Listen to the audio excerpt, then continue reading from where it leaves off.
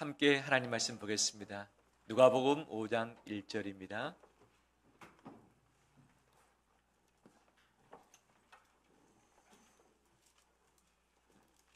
누가복음 5장 1절에서 10절 말씀까지 교독하겠습니다.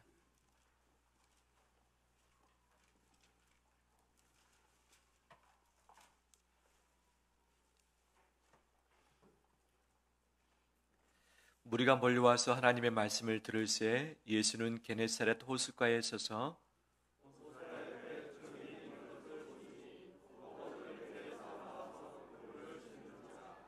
예수께서 한 배에 오르시니 그 배는 시몬의 배라. 육지에서 조금 떼기를 청하시고 앉으사 배에서 무리를 가르치시더니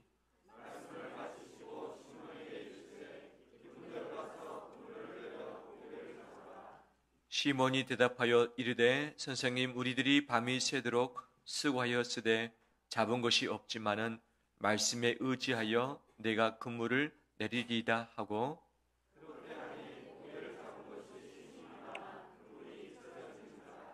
이에 다른 배에 있는 동무들에게 손짓하여 와서 도와달라 하니 그들이 와서 두 배의 채움에 잠기게 되었더라.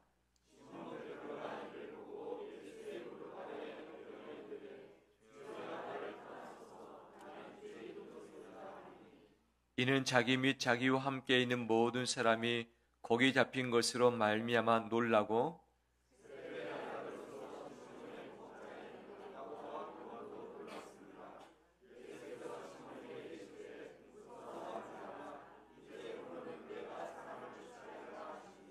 같이 읽겠습니다. 그들이 배들을 육지에 대고 모든 것을 버려두고 예수를 따르니라. 아멘. 주의 이름으로 축복합니다. 서로 인사 나눌까요? 네, 축복합니다. 잘 오셨습니다.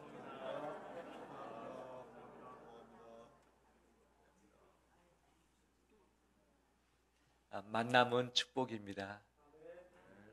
하나님께서 나에게 허락하신 귀한 가족의 만남이 있는데 마음이 맞지 않는 부분도 있고 또 서로 마음에 상처가 있을 수도 있지만 그 만남 자체는 하나님이 허락하신 선물이고 축복입니다.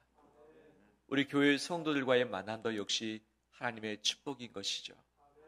어제 여전도에 함께 다녀왔습니다. 가서 꽃들을 많이 보고 예쁜 산천을 보면서 하나님의 자연의 신비로움을 다시 감사하게 됐습니다. 그런데 저는 그 여정을 통해서 한 가지 더 발견한 것은 우리 성도와의 관계에 사랑이 싹트고 있다. 그 꽃이 너무나도 아름답다라는 느낌을 가지고 봤습니다. 많은 분들이 수고하시고 준비하셔서 귀한 시간을 가졌는데 이 귀한 만남을 통해서 이루어지게 되는 꽃피는 그 예쁜 것이 얼마나 복된 시간인지 복된 만남이었는지 다시 한번 보게 되었습니다. 하나님이 허락하신 모든 만남이 축복이며 하나님의 은혜인 줄 믿습니다. 만남은 그런 축복일 뿐만 아니라 나에게 영향을 끼치는 것이죠. 선한 영향도 끼치기도 하고 또는 나의 삶 가운데 마이너스 되게 하는 영향도 끼치는 것이 우리의 만남인 것 아니겠습니까? 지금까지는 어떤 만남이 내 삶에 펼쳐졌든지 간에 앞으로의 만남 가운데 정말 귀한 만남, 아름다운 만남, 위로가 되는 만남이 계속 있어지길 원합니다. 이 만남을 잃어버리면 우리 인생의 삶의 의미가 없잖아요. 현재 내게 허락하신 이 가족들, 우리 성도들, 이웃들을 꼭 붙잡고서 함께 손 붙잡고서 주님 나라에 한 걸음 한 걸음 나아가는 우리 되길 주의 이름으로 축원합니다. 사랑과 귀한 만남이 있는가 하면 예수 그리스도의 만남이 있는 것이죠. 사람과 만나도 삶이 변화되고 생각이 달라집니다. 더 나아가서 예수 그리스도 하나님의 아들과 진짜 인격적으로 만나면 그 사람은 달라질 수밖에 없습니다. 예수 그리스도를 닮아갈 수밖에 없습니다. 예수 그리스도의 향기를 바라게 되어지는 것이죠. 오늘 본문에 예수 그리스도를 깊이 만났던 시몬 베드로 이야기가 나오고 있습니다. 시몬 베드로는 어부였습니다. 계속해서 물고기 잡는 그런 인생을 살아왔었던 것이고 결혼해서 가족을 이루었고 가족을 먹여 살리는 일환으로서 바로 어부의 직업에 충성을 다하고 있었던 때였던 것이죠. 이 사당에서 시몬의 장모의 열병을 예수님이 낫게 하셨습니다. 이것을 시몬이 지켜보았든지 아니면 들었든지 했겠죠. 아, 예수님이 남다른 분이구나. 예수님이 놀라운 분이구나. 정말 사람을 고치는 분이구나 라는 것을 이미 알았을 것입니다. 밤새도록 물고기를 잡았습니다. 하지만 물고기를 한 마리도 잡지 못했습니다. 물고기는 보통 밤에 활동한다고 또는 밤에 잡기 쉽다고 이야기하고 있죠. 정글의 법칙 보신 적 있으시죠? 참 재밌게 보는데 김병만 족장이 언제 물고기 잡으러 바다에 가는가? 낮이기보다는 밤에 가죠. 밤에 물고기가 더 잡히기 쉽다라고 이야기를 하고 있죠. 베드로 역시 밤에 물고기를 잡았던 것이죠. 근데 밤새도록 동업자와 함께 물고기 잡았지만 한 마리도 잡지 못했습니다. 그의 몸이 상당히 피곤했겠죠. 만선이 되거나 많이 잡았다면 피곤함이 싹 가신 채 기쁨 가운데 뒷정리하고 있었을 텐데 한 마리도 잡지 못한 채 그 다음날 아침에 그물을 정리하고 있는 것 얼마나 마음이 힘들겠습니까? 몸과 마음이 다 힘들 바로 그때에 예수님이 찾아오셨습니다. 가르치기 위해서 했는데 사람들이 바닷가에 많이 몰려왔습니다. 그래서 예수님이 좀 더 효과적으로 말씀을 전하기 위해서 배를 타셨습니다. 육지에서 잠깐 떼시고 나서 육성으로 설교를 하셨던 것이죠. 낮에는 해풍이 불 때에 바다에서 육지로 불어오고 밤에는 육지에서 바다로 불어가는 것 아니겠어요? 이 해풍의 원리에 따라서 예수님이 바다 쪽에서 설교를 할 때에 육지에 있었던 수많은 사람들이 예수 그리스도의 말씀을 들었던 것이죠. 이 말씀을 다 마치시고 나서 시몬 베드로에게 말씀하십니다. 시몬아, 깊은 데로 가서 그물을 던지라. 깊은 데로 가서 그물을 던지라 말씀하시죠. 이 말을 들었을 때 시몬 베드로에게 어떤 생각들이 떠올랐을까요? 어떤 생각들? 시몬 베드로는 직업이 어부입니다. 예수님의 직업이 뭐였을까요? 30세 전에는 아버지를 따라서 아마 목수 일을 돕지 않았을까라고 추정하는 것이죠. 그래서 많은 사람들이 예수님을 목수라 이야기하고 있는 거죠. 이 나무나 돌을 다루는 사람하고 이 뱃일을 하는 사람하고는 다른 것 아니겠습니까? 이 바다에서 누가 전문가입니까? 시몬 베드로가 전문가입니다. 선생님, 어제 저녁에 밤새도록 고기를 잡았는데 한 마리도 잡지 못했어요. 제 경험상 보면 낮에 가면 물고기 못 잡습니다. 낚시하는 분들 아시잖아요. 낚시도 날이 뜨거울 때는 물고기가 안 잡힙니다. 해가 뜰 때나 해가 질 때나 또는 서늘할 때들은 밤에 낚시할 때 물고기 잘 잡히는 것 아니겠어요? 이 시몬 베드로가 낮에 물고기 안 잡힙니다. 선생님 이거 아십니까? 제가 직업이 어부입니다.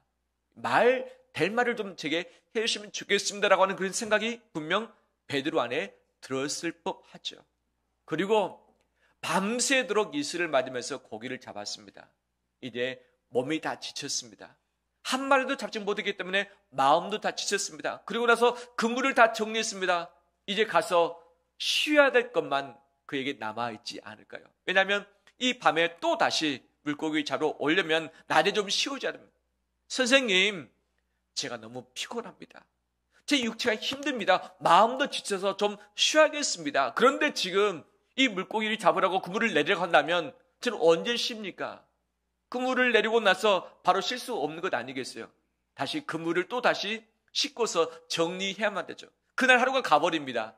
그 다음 저녁에 물고기를 잡기가 어려울 수 있다. 허탕치는 거 아니겠어요? 하루를 끝내버립니다.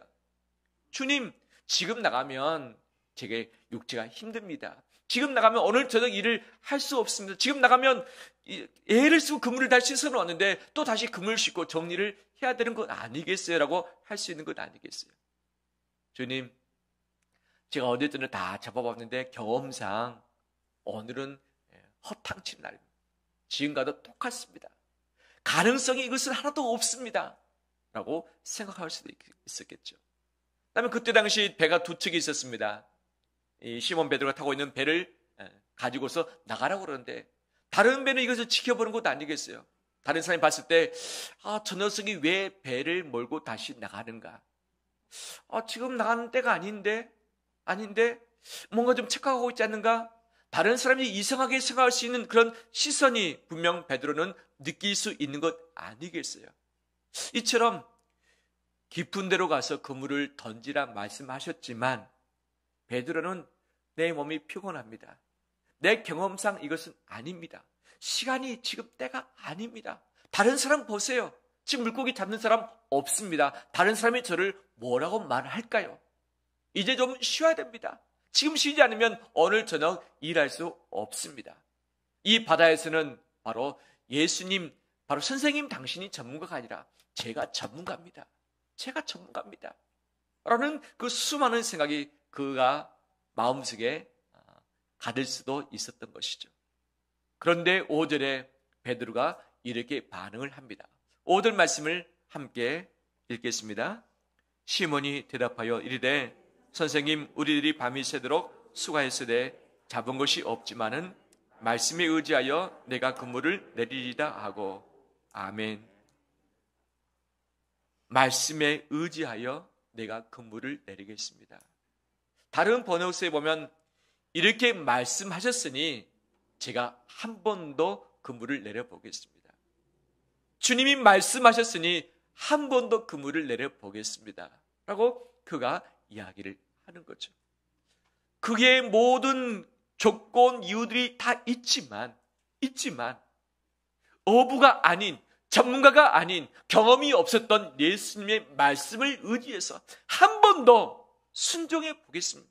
한 번 더 움직여 보겠습니다. 라고 그는 고백을 했고, 그리고 깊은 데로 노를 이어서 나아갔습니다. 그리고 그물을 내렸습니다. 물고기가 엄청 잡혔습니다. 너무 많이 잡혀서 그물이 찢어졌습니다. 이 배에 다 실을 수 없어서 저 멀리 있는 동무에게 손짓해서 실어서 오라고 했죠. 함께 왔던 그 배도 이 고기를 다 실었더니 두 배가 만선하게 되었다라고 이야기를 했죠. 할렐루야. 예수 그리스도를 만났더니 많은 것들이 바뀌었던 것이죠. 수고했고 지쳤습니다. 그런데 고기를 잡고 보니까 놀라는 일들이 발생하게 되었던 것이죠. 밤새도록 애를 썼지만 이 배는 빈 배였습니다. 그물도 빈 그물이었습니다. 하지만 말씀에 의지해서 한 번 더 그물을 내렸더니 하나님은 그물을 가득하게 하셨고 그물이 찢어질 정도로 하셨고 두 배에 바로 물고기를 가득 채우게 되었습니다. 우리 인생 가운데서도 이런 기적들이 나타나길 원합니다. 내 인생 가운데 비어진 것들이 참 많이 있습니다. 부족한 것이 참 많이 있어요.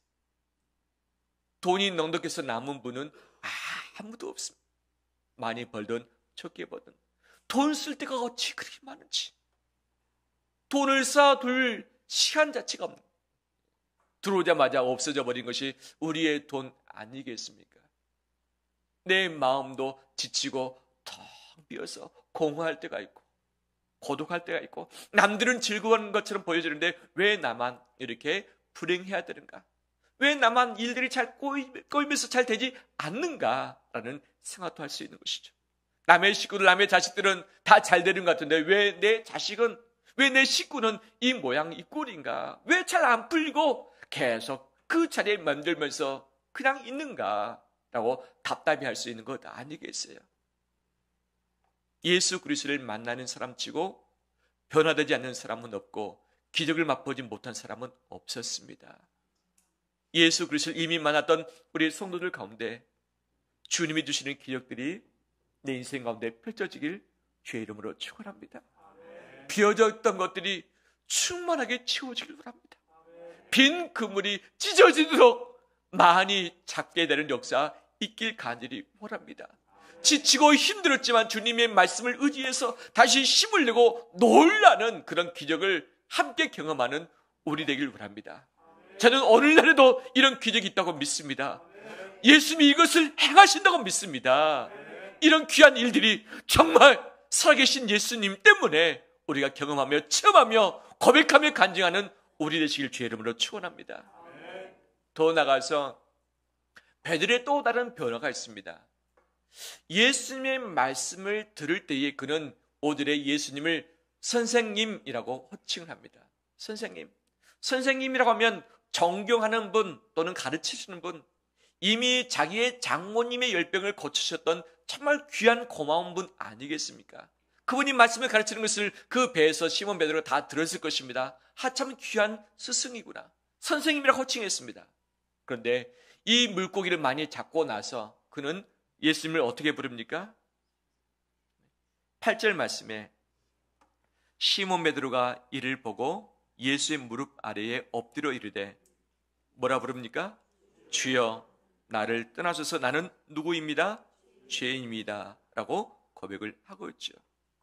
예수님을 만났을 때는 선생님 호칭이 그의 최고의 호칭이었습니다.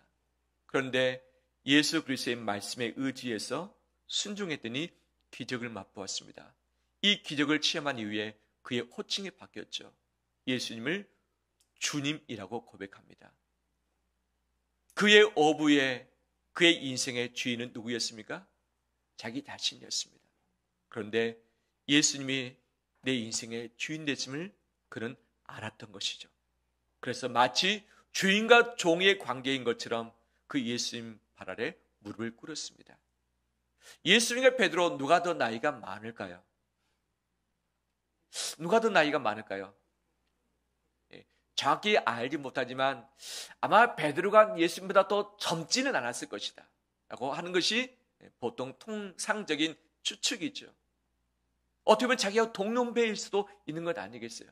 베드로는 결혼을 했습니다. 결혼을 한 사람으로서 나이가 있는 것 아니겠어요?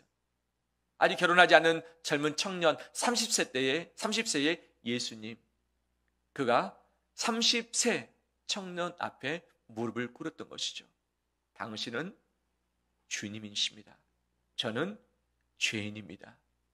저를 떠나시면 좋겠습니다. 도대체가 그 위대하시고 두려우신 이 예수 그리스도 주인님을 제가 가까이 할 수 없겠습니다. 저를 떠나시면 좋겠습니다 라고 그가 고백을 하는 거죠. 이에 대해서 예수님이 말씀하시죠.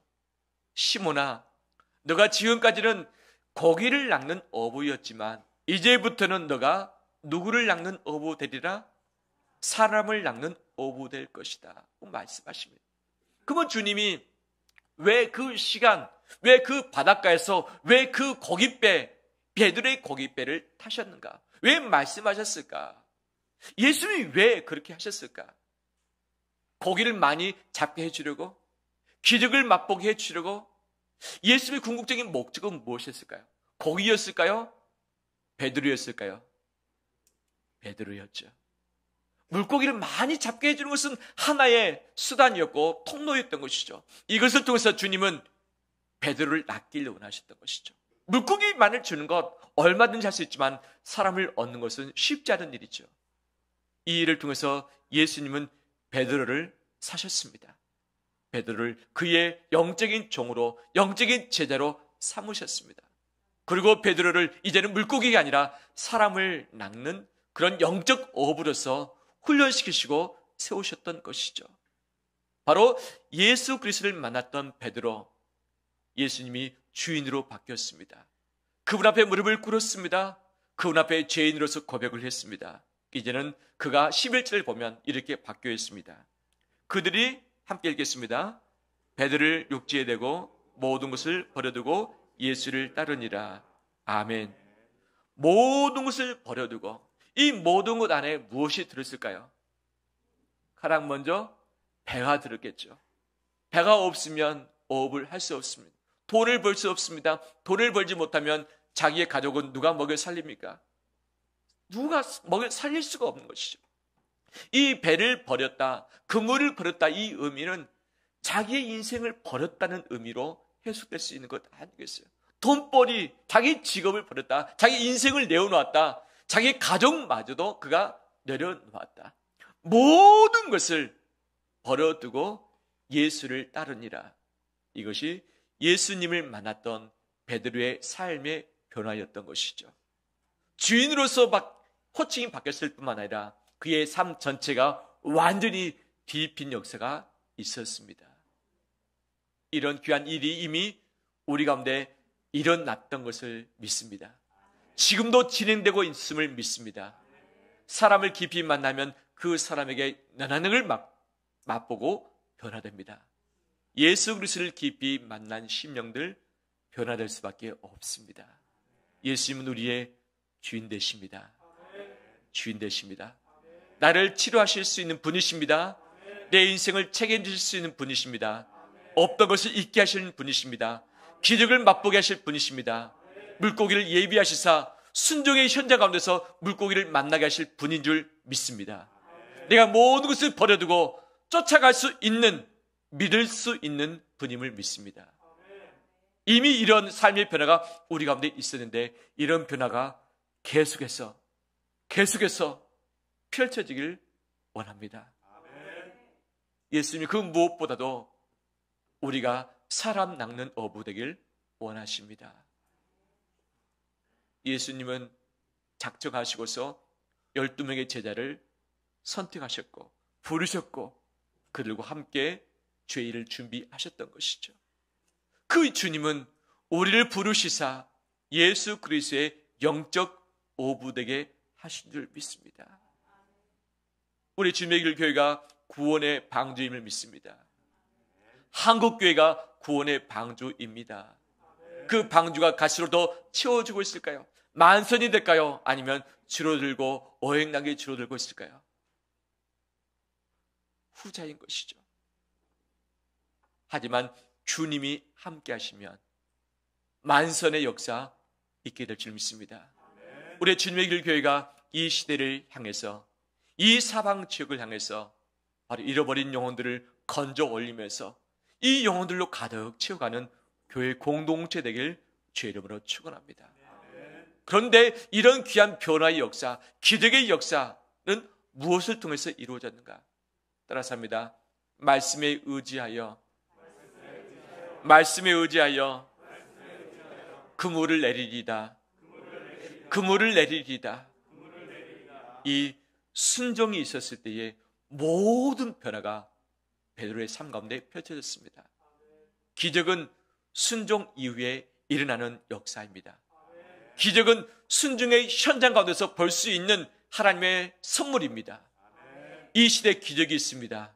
기적을 함께 맛보길 원합니다. 기적을 맛보길 원합니다. 말씀을 지킨다는 것 어려울 수 있습니다. 내 자신이 감당할 수 없을 수 있습니다. 다른 사람이 욕할 수 있습니다. 이 시대가 허락지 않을 수도 있습니다. 수많은 이유와 핑계가 있을 수 있는 것이죠. 말씀을 지킬 수 없는 수많은 이유가 있습니다. 하지만 말씀에 의지하여 한 번 더 내가 순종해 나갈 때에 그 순종의 현장 가운데 하나님의 기적을 분명히 맛보게 될 것입니다. 이것을 함께 누리는 우리 되길 간절히 소망합니다. 영원 구원 역시 내가 말씀에 의지해서 한 번 더 다가가고 사랑하고 주의 복음을 증거할 때에 주님이 예배하신 자들을 주의 품으로 불러 모실 줄 믿습니다. 이런 귀한 영적인 만선의 기쁨이 우리 가운데 있기를 원하며 주님께 기쁨을 드리는 우리 삶 되길 간절히 소망합니다. 말씀에 의지할 때에 예수님의 기적이 있습니다. 오늘날 이 기적을 소망하면서 마음껏 누리고 증거하며 나가는 우리 되시기를 주의 이름으로 축원합니다.